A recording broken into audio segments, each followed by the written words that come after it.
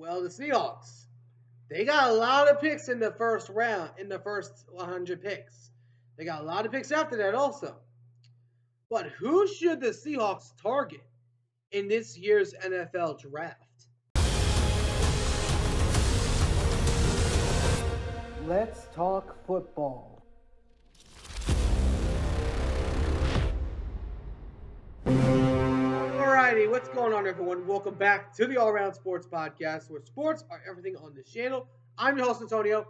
Today, we are talking about my team, the Seattle Seahawks. The Seahawks, with about 17 days away from the NFL draft, now the Seahawks are looking at the draft now more than ever. Because the Seahawks now have 10 picks in total in this year's draft, including 5 picks in the top 100, which is the most by any team in that first 100 in the NFL in the draft this year. But the Seahawks, the question is, who should the Seahawks target in the NFL draft? Now, we know that there's some needs to be assessed. We know that the offensive lineman is one of them. We know that there's also maybe some defensive rushers, also along with maybe some safeties, some defensive line, and also some receivers as well. But I'm going to go over my reasoning why I believe the Seahawks could be building a new team and also building up for the future. But before we get started, though, if you guys do enjoy this video, please sure to do me a big favor and smash that button down below. Subscribe if you haven't already. For now, let's talk about the Seahawks. Seahawks. First off, I want to say this one thing. I believe the Seahawks' true trades for Geno and DK were actually really good for them. Because I look at those trades, they got the Seahawks in this position. They let go of that guy for a younger, talented guy in Sam Darnold. Now, do I have to see more from him to be sold on him? Absolutely. But I'm looking at Cooper Kupp. He's much more composed than DK Metcalf.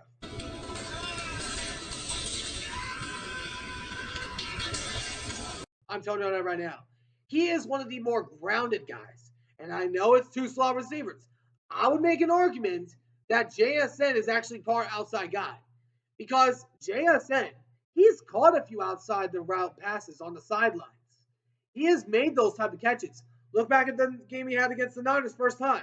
Had a one-handed catch when he was rocking this type of gold-colored jersey. And then also look at some other plays. Green Bay. You can go back and look at them because I know there were lots of them that were really freaking good, including that one against Philly. Don't forget about that. But I'm looking at that. I actually have a few people on my mock draft. Here's my first 5 picks that I have in the mock draft from a simulated mock draft I had. I look at Gray Zabel. He is a great interior offensive lineman. He comes from North Dakota State. He is absolutely outstanding. And then with the 50th pick, Landon Johnson. He's an amazing edge rusher from Arkansas who is absolutely outstanding. I would have gone Jake Sawyer, but he wasn't available at that time. I'm looking at the safety. With the 52nd pick, I'm going Andrew Makuba, who's an amazing lockdown safety. I'm looking at the 82nd pick. I'm picking TJ Sanders from South Carolina.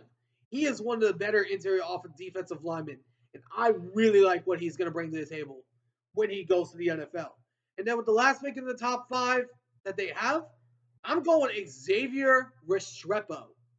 That is what I'm looking at from the first 5 picks in my eyes. And when I look at those guys, I look at some of the plays that they've made. Andrew Makuba was the man that saved the team from Arizona State. I'm looking at TJ Sanders. He has been outstanding defensively. Landon Jackson, he's been absolutely amazing. And Gray Zabel, he's been an amazing offensive lineman. I'm looking at Xavier Restrepo.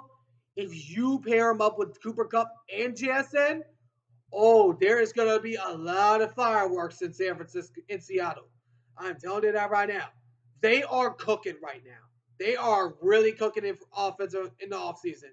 Seattle, I do believe a few other guys to keep an eye out for in the drafting area is Josh Simmons, Calvin Banks, maybe Jake Sawyer, JT Tuilamoau, maybe Emek Iboka, maybe him. But I am telling you all something right now. If Seattle aces this draft, if Seattle can go out there in this draft, get at least a B plus, a B, or higher. I'm telling you all something right now. Seattle could threaten the Rams. I am the Dominator. I am the Destroyer. I am Megatron. I am telling you all that right now. Seattle has a defense that can get you there. He has the they got the defense there. You re-signed Ernest Jones, who I believe was a must-need on that in the offseason.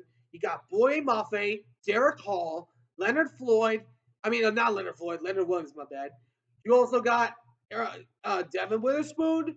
You got Julian Love. You got Tariq Woolen, who I believe is still questionable, other than that first rookie year he had. But I'm telling you all something right now. If Seattle gets this draft right, Seattle could be the scariest team in the NFC. They really could. Because guess what the one thing is that they are built on? Underdog mentality. Look back at Super Bowl 48. Go look back at what people were saying. See, everyone counted the Seahawks out at that time. Everybody. And look at what they did in that Super Bowl. Pounded the living you know what out of the Denver Broncos. Go look back at the first game of the season when letting go of Russell Wilson for the first time. Everyone expected the Broncos to beat the Seahawks. Beat them instead. Go look back at each of the years that the Seahawks have had since Russell Wilson left. Every one of those years, they have been over 500. They have been over 500 each of those years without Russell Wilson. They are built under underdog mentality.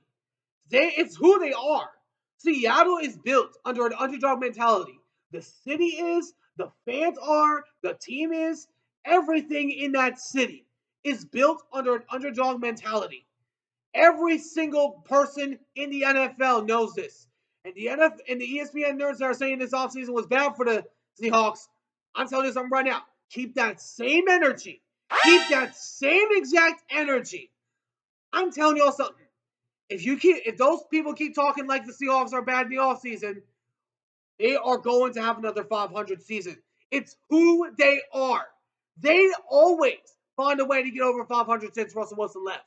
Whether it's Geno Smith or Drew Lock or even Sam Darnold.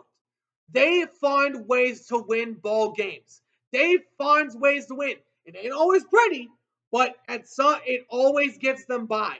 And that's the one warning I have to any ESPN analyst that dares to threaten this, that dares to say this offseason was bad for the Seahawks. Keep that same energy. I'm telling you this. Seattle will make a deeper run than many other NFL teams. I'm telling you all that right now. So be warned. Let me know in the comments what you guys think. Who do you guys think the Seattle Seahawks should target in the NFL draft? Let me know in the comments what you guys think down below. But anyways, I hope you guys enjoyed this video. If you did, please make sure to do me a big favor and smash that like button down below. Subscribe if you haven't already. Until next time, I'll catch you all in the next one. Ciao for now.